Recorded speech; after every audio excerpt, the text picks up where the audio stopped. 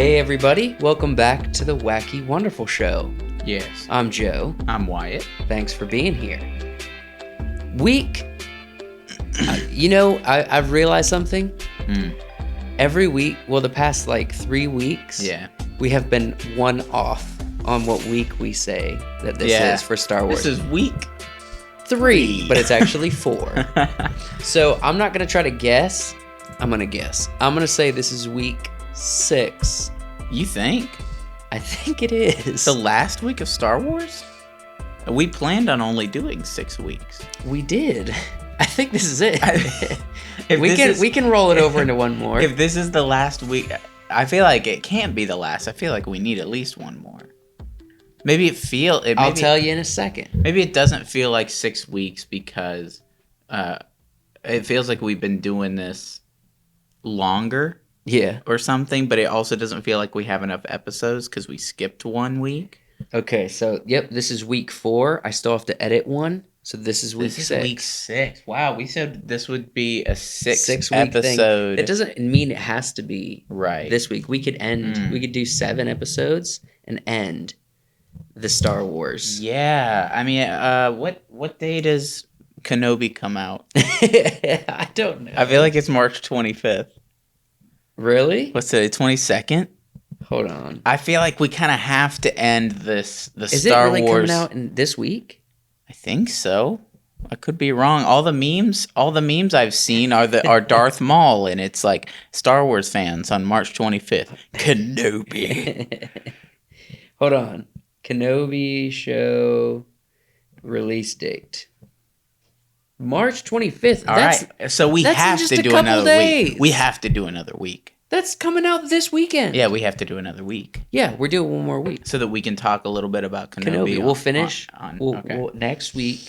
Well, the thing is, they're only going to release 1 episode. I know, but it'll come out and we'll get to talk about it at the beginning and end. Okay, gotcha. We'll have filler stuff in between, but the beginning and end's going to be Kenobi. Oh, you mean the opener? Yeah, like for the this opener show. And yeah, that makes sense. Yeah, we'll be back for 1 more week of Star Wars, and then we're gonna move on. We're gonna try to find something that's trending, right?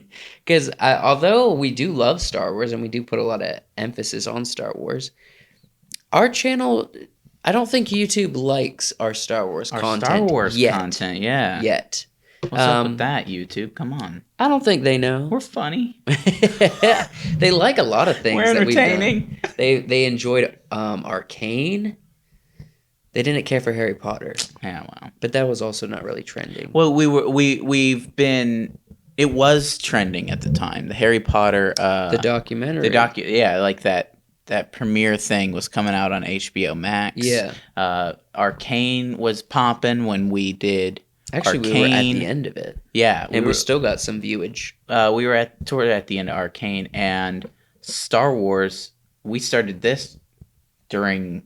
We started this during Boba Fett. We started it during Boba Fett, and now we're ending it in Kenobi. Okay, all right. But if we're being honest, though, they're real close. Yeah. Like, Boba Fett just finished. Yeah. And we're about to get a new show. Well, I've enjoyed Star Wars so far. I've enjoyed doing the Star Wars content, and, I don't feel like this week, at least for me, would be a great place to leave off. No, not for me either. I feel like next week I could come up with something big to end on. Yeah, for sure. We'll end it up next week. So that means this week is almost the end. Mm-hmm. But we got some pretty cool stuff in store for you. I'm going to be breaking down a really interesting scene from the Book of Boba Fett. Okay. That the filmmakers utilized light and composition almost perfectly because they lit the scene in a very great way.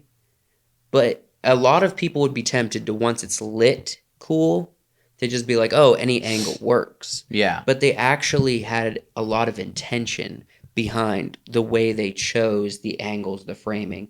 And I want to point it out to you. It's actually It's actually a scene between Luke Skywalker and Grogu. Oh, very cool. Yeah. And what about you? I'm going to be looking at the scene in Star Wars Rebels where Ezra Bridger's master, Kanan Jarrus. Kanan Jarrus, but I think also his last name, his original, he had to go into hiding. Okay. So his last name was Kanan. It was Dune or Doom. Kanan Doom. Yeah. Okay. Which it's not pertinent to this what I'm going to be watching, but it's his death scene. Yeah. And I think it's important to Star Wars. Mm-hmm. It's important to Rebels. It's important to Ezra, but it's important to Star Wars as a whole and kind of storytelling as a whole. I think it's we're going to talk a little bit about why the scene is necessary and why it was necessary back, during the original trilogy, and why it'll be necessary in the future for more things other than Star Wars.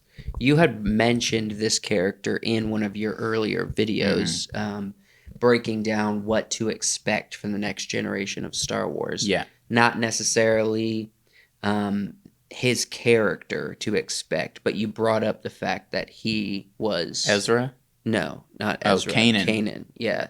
His master. You brought up that he had died. Yeah. And now you're going to... Yeah, we're gonna watch the clip. Watch it. You're gonna watch the scene because it's his character is pertinent to kind of what's going on in Star Wars right now. Mm-hmm. Especially some of the characters that are in this. We saw him in the Bad Batch briefly. In fact, I'm going to talk about that too because he watches his master die. Oh, yeah. You're leading yourself into a little bit of this repetition in story. Mm-hmm.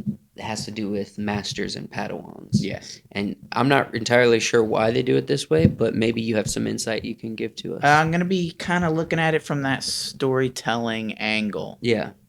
Okay, that's really this isn't the last week of the Star Wars Wacky Wonderful.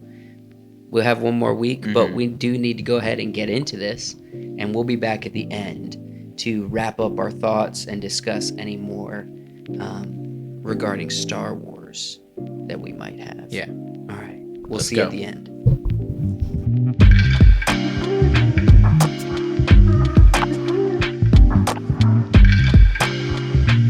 Welcome back to another analysis of scenes from Star Wars. Thank you so much for joining me. This week, I'm going to be looking at a very interesting yet simple scene that does hold in a lot of people's memories. It's from the Book of Boba Fett, and it's an interaction between Grogu and Luke Skywalker. This is a very important interaction, not just for storytelling, but also characters' relations. And even for the cinematography of the whole series, it's beautiful. And the reason I want to actually point out this scene is because there's a really interesting choice when it comes to lighting. But then there's also a beautiful dance that the composition for this scene plays along with the lighting. So I'm going to go ahead and start watching it, and I will pause and start and react to it as we go through, and I'll try to help explain things as I go on. So let's go ahead and get started.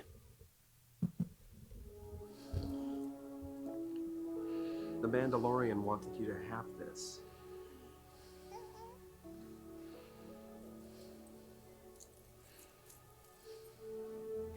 But before you take it, I will give you a choice. This showcases the lighting very well. So right off the bat, we have this beam of light that's coming in from a window. That's important because that is the key light. It's, shedding the light for the scene. You have this light hitting him hot on the side. You have the light is hitting the ground kind of at the perfect spot, right where all of the focus is in between them. And it's creating kind of a nice soft light on his face. The interesting thing about the composition, though, is because if you're familiar with the 180-degree rule, they only break it once, and it's very quick and with good reason. The line, they're like, with the exception of these first couple shots where, like this one, where we have a nice eye level view with Grogu here on the ground, this is kind of the over the shoulder shot. Yet, if we look at this shot, most of their face-to-face interactions where they're talking or Luke is talking at Grogu, it's actually right on top of the line. It's very interesting because they do the same thing as if from Luke's point of view later on, and we actually already saw a shot from it. I just think it's really awesome, and when he's going to present Yoda's lightsaber coming up, it's actually very interesting how they split the frame composition as well. So we have an establishing shot for where the light source is, where it's coming from, the direction of the light, and I think it's beautiful because it's making shapes with this one beam.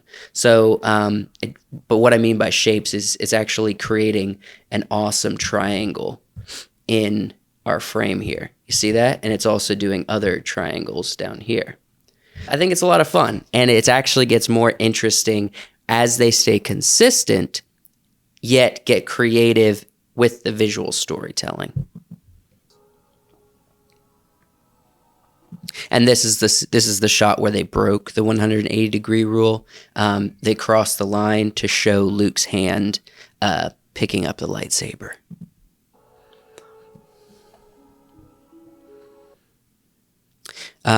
Real quick, the audio does cut out here as he presents the lightsaber because YouTube doesn't allow this specific section of audio to play. So we'll just be focusing in on the visuals.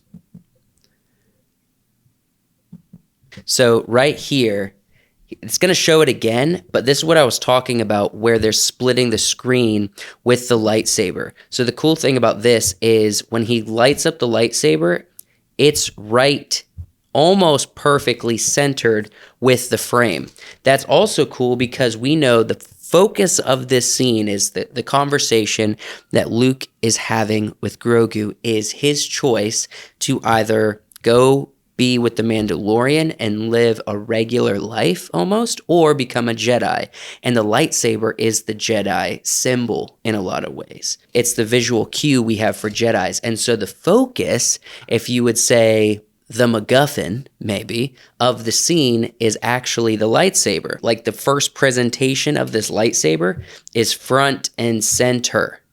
It's beautiful. It's not only splitting the screen how it comes out horizontally. Let's play a few more seconds and see if there's like a full lightsaber shot that I can show you. Right here. So he tilts it a little bit. This is the concept I'm trying to showcase. Literally, the lightsaber glow is in the center. It's the focus of what this scene is about. And I love how it contrasts so incredibly because now we have two light sources. We have this glowing lightsaber that's hitting Luke on the shadow side of the face, and we still have this beautiful beam of light. And the thing is, when it comes to these shots with the lightsaber, with the sunbeam coming through the window, with this kind of haze, dusty air feel, when it comes to composition, you can set up a variety of ways and be like, yeah, that looks good because the lighting is thought through. However, they chose to be specific with their choices in the composition. They chose to shoot on the line. So they're talking to each other face to face. It's not just the casual over the shoulder. It's straight on. Back and forth, straight on, with some of the detailed action, more of that over-the-shoulder shot. But really, their interactions with each other, the shot choice, is straight on. I think it's awesome. I think it's very well thought through, and it complements the lighting very well. Let's keep watching. See, like, this is kind of Luke's point of view, whereas we're not so much getting Grogu's point of view looking up at Luke. I think we get that towards the end.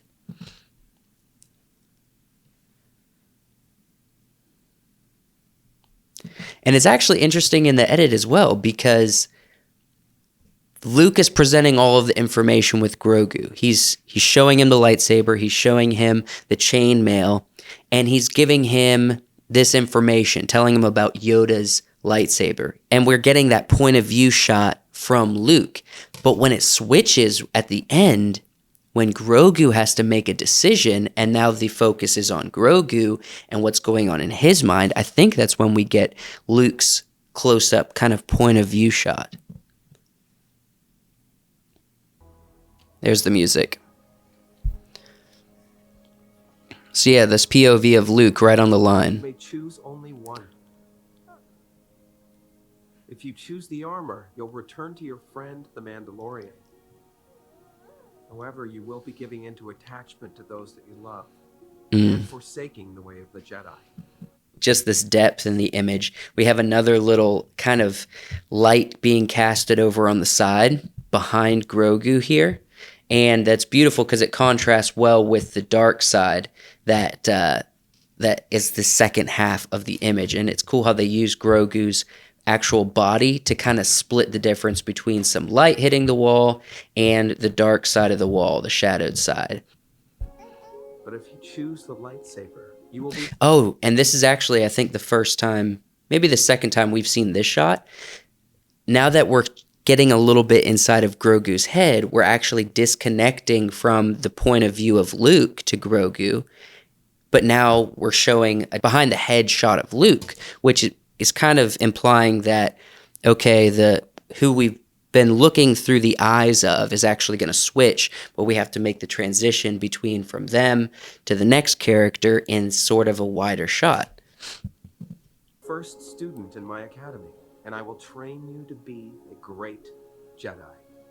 Okay, we're getting a little bit more on this close-up. It will take you many years to master the ways of the Force, and you may never see the Mandalorian again. Because, Grogu, a short time for you is a lifetime for someone else. And this is kind of the shot that I was talking about. It's not really a point of view from Grogu because his eye line is looking down, and so that indicates that it's not necessarily the point of view of Grogu. But it's definitely getting more of that eye level looking up at Luke from the position of Grogu, that sort of lower position that I was talking about.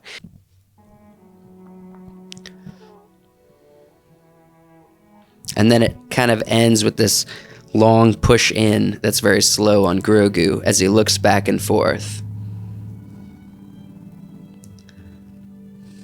Which do you choose?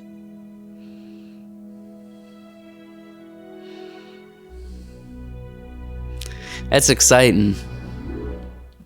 You can see, it's so cool, even in the puppetry, you can see the way they designed Grogu, that he's like, I know what you can kind of see what he's thinking. You don't know the answer unless you've seen the show to what his choice is between the lightsaber or the chainmail. But you can see light bulbs going off, and it's fascinating because it's just a puppet. I mean, it's the same technology they were using on the original Star Wars. This isn't animation to look like a puppet. It's actually a puppet, which is... I love it. I think it's great, and I love that they took time to be like, we don't need to cut away and try to hide the imperfections of puppetry or the scene.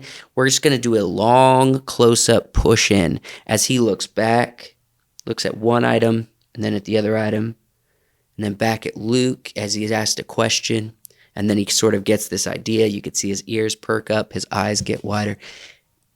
You could tell his gears are turning in his head. And I think it's beautiful the way it's shot. It's super simple, but I want this to be an encouragement to even indie filmmakers like myself. Because if you're an indie filmmaker and you struggle with the idea of like, how do I make my scene attractive just in general? If you want it to tell the story effectively, how does visually it's pleasing to the audience so that they can pay attention to the story and it not be cheesy, it not to be, disconnect you from the story itself because it was filmed strangely or there's something confusing in the edit. This is a great example of how to take just a handful of very simple shots, no special equipment, just like stagnant shots mixed with a few dollies that are like very small sliders. Anybody could film this scene. Anybody. And you just have to have one light that's strong enough and get a little bit of dust or fog in the air to create that beam. Anybody can film this. And yet, we don't so much of the time. And it's because we just aren't appreciating the simplicity of scenes that filmmakers and shows and movies like The Book of Boba Fett is communicating to us. And I personally believe that if you can watch movies and shows and scenes like this and you know what to look for, you can learn the craft of filmmaking and start applying them to your own projects tomorrow. I think that's super exciting. This inspires me to film simply yet artistically and think through not only the lighting, but how is my composition, how are my camera angles and my edit choices going to accent the lighting so it's not confusing for the storytelling of the scene, but it's pleasant to watch and no one thinks they were at all distracted visually from the story that's being communicated. So if you enjoyed that, if you'd like to see more of these, go ahead and hit subscribe. I greatly appreciate it if you stuck around and hung out with me more, as well as like this video and leave a comment. I would love to hear what you think about this scene and maybe even some other stuff that you have seen from my catalog of videos analyzing scenes. So thank you so much once again for watching. We'll see you guys next time. But don't go away, because Wyatt is about to come in and he's going to, from sort of a master storyteller's perspective, he's going to analyze another scene from the animated series Rebels. I'll let him explain all this, but stick around. He's coming up next.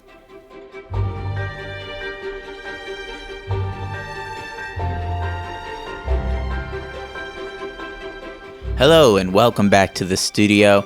We are going to be talking about a little bit more Star Wars today. If you watched Joseph's video, he mentioned looking at some scenes from Star Wars from the perspective of a master storyteller. I just like to say I appreciate the compliment. I mean, I really do. I take it to heart. I am not a master storyteller. However, I do think that we can get better at analyzing stories and storytelling. There is such a thing as a bad story. It's not like art necessarily where it's up to the viewer. A lot of times it is, but a lot of times that simply means that, you don't know how to recognize what you're looking at. And so if you can recognize what things are happening in the story, how it's being told, you get a better appreciation for what is going on. And so we're going to be looking at one storytelling sort of trope in particular that happens a lot in Star Wars and happens a lot in a lot of other media that can help push a story forward. The scene we're looking at takes place in Star Wars Rebels. It is one of the cartoon TV shows that was released, and it is canon for the Star Wars universe. Number one, what you have to understand about kind of the cartoons is that they're cartoons. They are primarily for children and young people in general, but there's a lot of Star Wars goodness mixed in there. There's a lot of hokey moments and a lot of unnecessary banter that lends itself well to telling a story in a more kid-friendly way and helps kids pay attention. But there's also some really good, poignant scenes in Rebels that we're going to look at. And today we're going to look at the death of Kanan Jarrus. So let's start watching the clip and we can talk about it as well.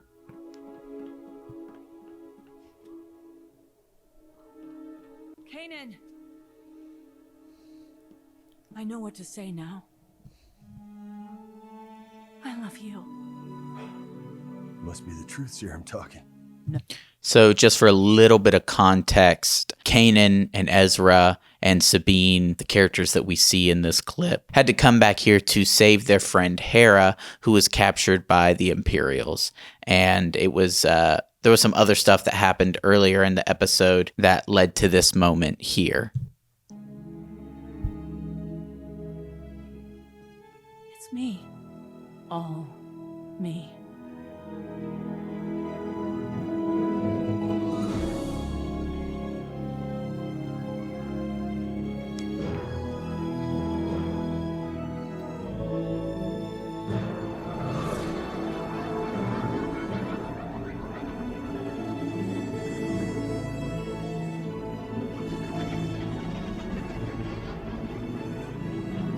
Enough of that. Time to go.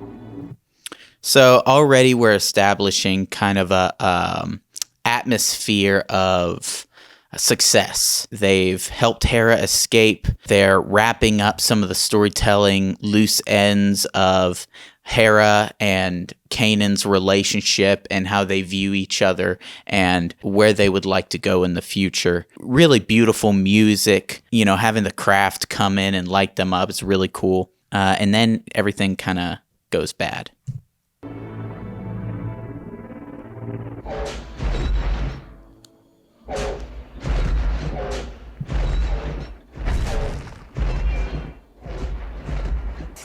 Target that fuel pod, now! But sir, the fuel! I gave you a direct order.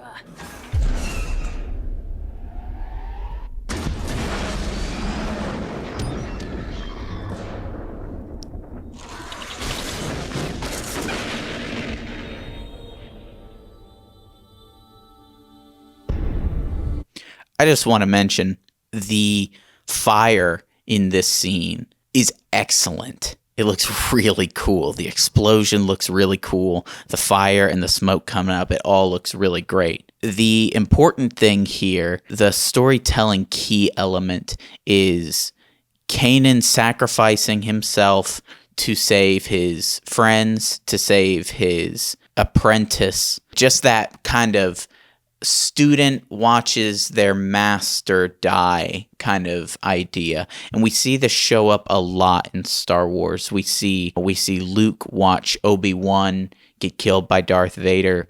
We see Obi-Wan watch Qui-Gon Jinn be killed by Darth Maul. Ahsoka doesn't actually watch her master die. She has to continue fighting her master after he's essentially dead. And that's a whole different thing that we'll have to talk about later. Even in the show Bad Batch, we get a flashback of Kanan, this character here, watching his master die. And so we see this theme all throughout Star Wars, and it's very important, and often it's an extremely poignant scene. So let's continue here.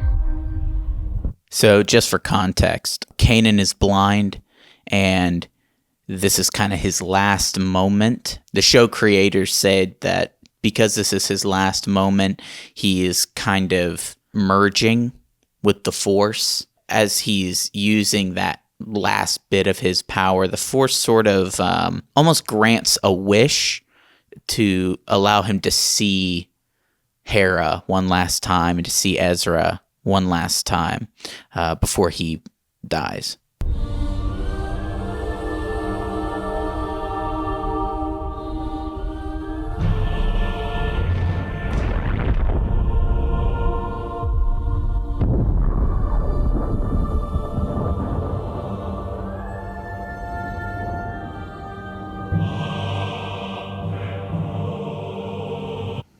Before I continue, the music as well in this scene it's very Star Warsy. It's similar to some of the other themes that we've heard before, but it is also entirely and uniquely its own. I think it's one of my favorite riffs in the entire Star Wars musical repertoire. But this idea of your main character, your sort of student character watching as their master perishes, either to save them. It's usually to save them. I know in Luke's case with Obi-Wan was occupying Darth Vader. In Kanan's case, his master was occupying the clone troopers that were attacking. This is a incredibly traumatic experience that our hero goes through. At this point in Rebels, this is the last season, so their relationship is kind of different than what we see in a lot of the other stories where the master is kind of lost at the beginning of the training or at the beginning of the story, and then the student has to deal with the trauma and deal with how do I continue training. this is two already well-developed characters, and one of them loses essentially a best friend and a father. And what this does for your story is it allows you to take a character, whether they're nuanced already or not, and add a new layer of incentive, of direction, of lack of direction, stuff for them to kind of, stuff to build off of. You never know what you're going to do. Is your character going to become angry because of this? That's often where you go when you lose your master's anger. Are they going to like stumble into a depression? What's going to happen with your character to make them grow or make them falter? Because faltering isn't lack of character development. It is character development for how you want your character to end up ultimately. We see this theme and this kind of recurring song and dance throughout, and you might think, all right, well, now that I notice it, it's going to get tedious. But I don't think that's the case. I think this is a real thing. Stories imitate real life and are often the product of real life. There are true stories where this kind of stuff happens. And in every situation, that loss is powerful and it's strong in the heart. And so seeing it again and again in a story which is a drama is super important, especially a story where you have this relationship that crops up over and over and over again. And it's part of the reason that the Sith relationship in Star Wars is so much different, is because the student often is the one who kills the master. They're the one who they overthrow their master, become the new Sith Lord, and then they start training an apprentice. And they don't really have the same kind of bond and relationship, and they don't have the experience that you would gain from having to suffer through something like this. So when you see it in media, things you need to look out for are, how are they presenting this to me? Are they presenting it as a sort of a way to help build character interactions? Because in this case, you have multiple characters who are friends and colleagues with Kanan, but all of them have kind of a different relationship with him, and it's going to impact the way that they interact with each other. So look for, how are your characters going to change because of it? What is the impact on the story overall? Because a death like this has strong repercussions, and especially in Star Wars, the repercussions can be much larger than you would think because of the Force. There's going to be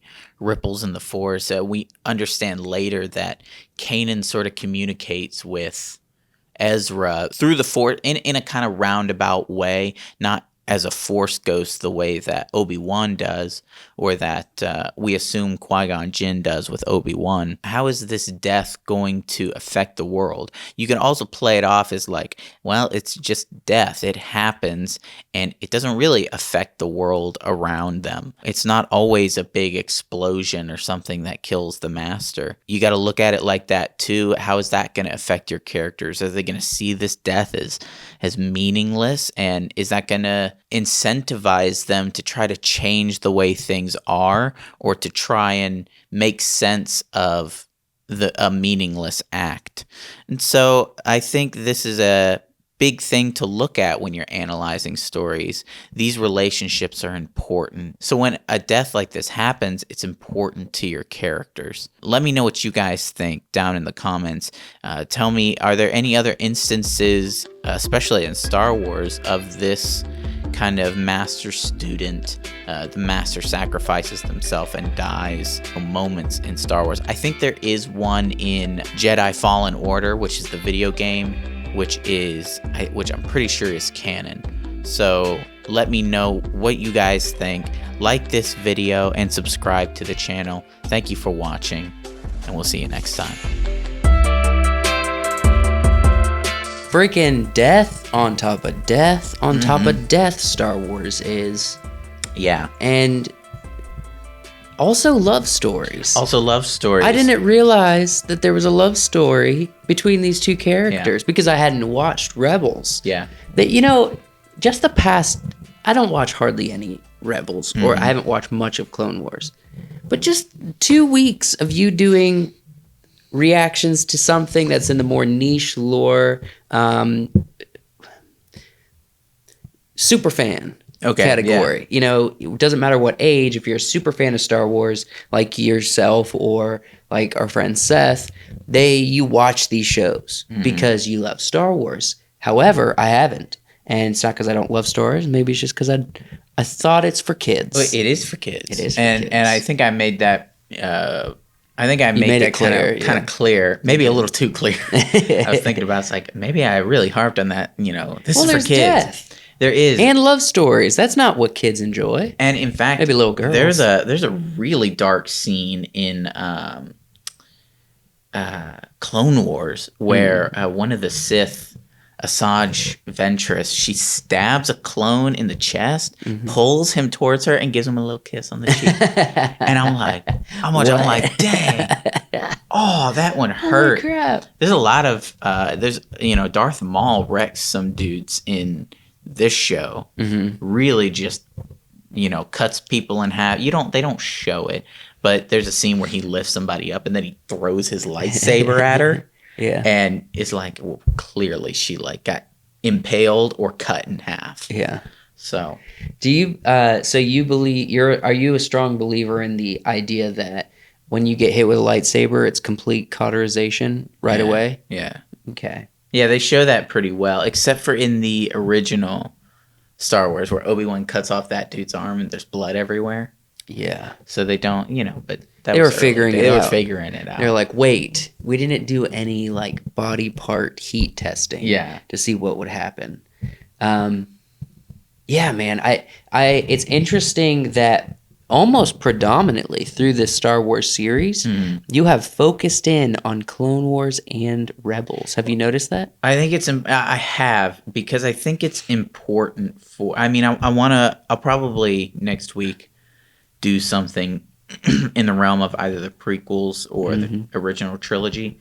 But I think this stuff is really important to kind of the future of Star Wars. Where we are right now now, especially with Dave Filoni. This is all Dave Filoni stuff. And the Bad Batch, if you hadn't seen the Bad Batch, you have no idea that Kanan saw his master die. Yeah.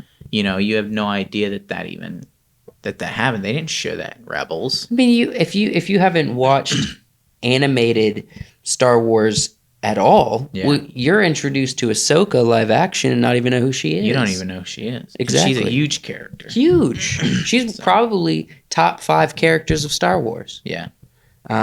Yet you may not know, but you actually did a full breakdown of Ahsoka, so you can learn. Check that video out. Yeah. I look at that kind of Luke and Grogu moment that you were talking about. I think that's kind of one of my most bittersweet Star Wars moments. Why so? Because I love the idea of Mando and Grogu going off into the galaxy and being friends and doing cool stuff. I love that idea. But I also think about the idea of a new kind of Yoda teaching new younglings, wielding Yoda's his lightsaber with Luke, and then Luke passes away, but there's still this adolescent Grogu, this young Grogu who's teaching, and I think about that and I love that idea.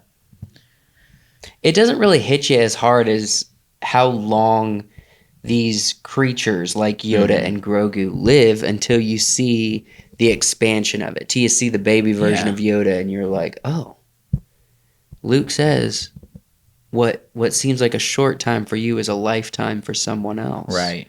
That hits different when you're talking to essentially a baby. Yeah, and I don't know if they specified what gender Grogu is, but Grogu makes the decision which feels like a child's decision. To go back to the person I was comfortable with. And someone that you had fun with. And someone you had fun with, and someone that your friends. Your friends, and, hits the button on a ship, zoomies. Yeah, zoomies. You get zoomies. Yeah, and you get to see the galaxy. Yeah, exactly. Or I got to hang out on this freaking island. Right. With Luke for generations. Yeah, with Luke Skywalker. Who's like his whole thing is about no personal connection. Right. And Grogu's like, that's all I want. I'm a little kid. That's all. That's what I need is personal connection. Yeah. It's crazy, man. But what did you think about the simple shapes that some of that composition I really had? liked it. I was looking at a lot, even, when they kind of do that almost above Luke's head, and they're looking down, and that light splitting at a, kind of angle through the mat, through the kind of rectangle of the scene, splitting it into kind of light and dark. It's like, that's awesome. Real quick, I wonder if that moment is, like right there. Yeah, right there. Yeah. It's a really cool... There's constant angles in this scene. Constant splitting the screen in half at angles with light. I think it's great. It's beautiful fun. Setup. And then, of course, I mean, you throw in the nuances. You're using a baby Yoda or a Grogu puppet. Yeah. And Luke's face is also animated. Like partially animated, but it looks so good. And think about this. They had to light the scene so that they can animate. Yeah. So the light had to be hitting him here, but had to stop here so you have a nice soft glow on the face. Yeah. Because it's easier to animate with a glow. If you look at the majority of scenes with the deep fake, you'll notice almost all of them, there's not light, like harsh light hitting Luke's face. It's all soft light. Even in scenes where there should be harsh light, like when he's climbing the tree or when they're meditating under the tree, there should be at some point harsh light that hits his face, but they were intentional to make sure that it did not. Well, that's, and that's because they do have a body double, and so they're getting reference. They know what it's supposed to look like. But still, I mean, we don't have the technology to make perfect, like, subsurface scattering on the face to make that harsh line and everything look. And for the things legitimate. The thing to move, you know? They're filming they're getting all of this in camera, and then they're doing touch-ups. Like, even with Mandalorian and Book of Boba Fett, the lightsabers during fights are real. Like, they're not fighting with sticks and putting the beam afterward. Like, so much of these shows are in camera, yet things like Luke Skywalker, they can't do that. And it adds a little bit of realism because, like with Grogu, you have scenes where he's animated, where he's not real. But in a scene where he like turns and looks up at Luke and the light hits his face, and you see kind of all the little hairs. Small little hairs on the top of his head and his ears, and the way everything kind of refracts that light in a very real, physical way, and you can look at him and be like, yeah, he's real. It's like that's great filmmaking. Absolutely. I think it would have been a disservice to the viewers for that image to be CG. Yeah, exactly. I mean, you can call it a disservice, but that's predominantly what we got from most characters from the prequels. Yeah. Yeah. Yoda, all Yoda prequel is all animated. Well, they had a puppet in the first one. He was a puppet. And then they replaced him. Yeah. They replaced him with the animation, which kind of sucks, Yeah, it does. I think it's super cool the way they're doing lighting and the way they're doing the volume. They're keeping things simple yet complex. It's this crazy dance of creating shows that we haven't seen before. You got Netflix out there, HBO out there, just the run and gun, super artistic people. It's like, put up a few lights, we're going to get shadows, we're going to get all this, but they're on location. You know what I mean? Yeah. And then you have Star Wars, which is like, we're in a studio all day long, on all night long, and we make delicious visuals. Yeah, delicious visuals. We have LED walls. LED walls. We call it the volume. They're like, this is the future. This is the future. This is the way. This is the way. Yeah, Dave Filoni and it was Jon Favreau's vision for the thing. They are doing incredible work, being visionaries. Yeah, taking some of that Walt money. George Lucas said, "May the Force be with you." Dave Filoni said, "This is the way." That's right. That's right. So, okay, real quick before we bounce, how positive or negative are you thinking for Kenobi? For Kenobi. How you feeling about Kenobi coming up? Since I guess next week we'll have got a vibe for the show? Well, Much anticipated, years in the making. years in the making. People are already upset. We have another Bane issue. Oh. Where the character doesn't look like the cartoon, and that's the Grand Inquisitor. You see him, and he's got the round head, and he's doesn't look like the Grand Inquisitor, and people are upset. I'm not. Can't we just learn our lesson, right, Bane, and just be okay with it? It's like, well, number one, fans need to learn to be okay with it. Number two, I think the studios need to be like, let's maybe meet in the middle. Yeah, let's meet in the middle a little bit. But I don't know. I think Boba Fett kind of turned me off a little bit to the storytelling aspects. Mm-hmm. A lot of it was bad. Mm-hmm. And I don't care what you say, it was bad. Well, there was good moments, and that's there the was problem. great moments. That's the problem with modern movies and TV shows. Everybody says there's great moments. I don't want great moments. I want a great story. Yes. Like I know we harp on this quite a lot, but Dune is a great story as a whole. It looks beautiful, and I know that they're working with something Star Wars, which is completely different from Dune. You're working with new stuff that you're coming up with to create a beautiful story. Whereas with Dune, it's already there. Yeah. The story's already there, but that's never stopped anybody before. You can create a good story and not have it be the way Boba Fett was. I think I did have some big issues with Boba Fett. Some people are making fun, some people are unhappy, and some people are neutral on this idea that they're telling side stories inside of someone else's story. They spent a lot of time on The Mandalorian, and then they spent a lot of time on Grogu and Luke inside of a show called The Book of Boba Fett. I'm okay with that. We accept that kind of thing from Marvel. Yeah. I don't see why we can't do that with Star Wars. That's I think it fine, expands the universe. I have no problem with that. With Kenobi, I'm interested to see if they do any of that. We got one director for all 8 episodes of Kenobi. It's Deborah Cho. Okay. Hoping against hope that we don't look at her after this and be like, well, she's a Debbie Downer. Yeah. She's a Deborah Downer. And I mean, like you said, it's okay to do the side stories. It's not okay to do the side stories when your main character has no character development thus far.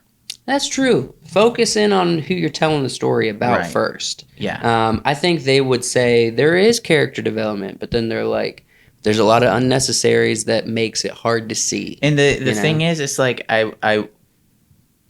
the issues, like the big issues versus the negative issues. I just wish the big issues weren't so big.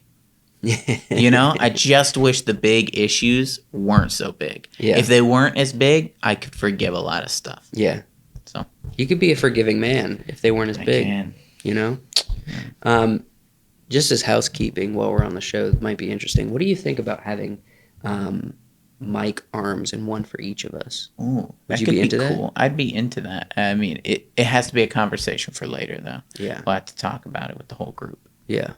But The whole group. the whole group. Get rid of this guy, maybe. Yeah, that could be cool. Or have one of these for each of us. Put it right up on our face. Thank you guys so much for watching the Wacky Wonderful Show. Stick around. Next week, we will be back with the last Wacky Wonderful Show for Star Wars. Yeah. This week was supposed to be the last one, and we just found out it can't be. It can't be. It can't be. So we're rolling out 7, the number of perfection, and we're going to give you guys a bonus week of Star Wars, and we'll also talk about Kenobi, or at least the first episode or 2 episodes if they give us a couple of Kenobi next week in the opener and closer. So make sure you actually watch the show and not just the clips. And if you haven't heard all of our Star Wars talk and you want to catch up before next week, go ahead and do that. We have weeks after weeks after weeks of awesome, wacky, wonderful shows filled with valuable Star Wars content. Fun. Yeah. Fun too. If you listen to Wyatt more often, you won't be lost when you go into a new Star Wars show.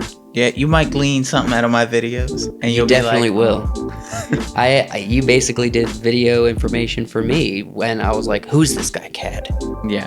Who is Cad Bane. Cad? Yeah. And then I'm super fan, and then they snatched him away. And they snatched him away like the next episode. Yeah. Bummer. Oh well. Thank you guys so much for watching. We love you. See you next time. I'm trying not to say guys. Oh. Thank you so much for watching. We love you. See you later.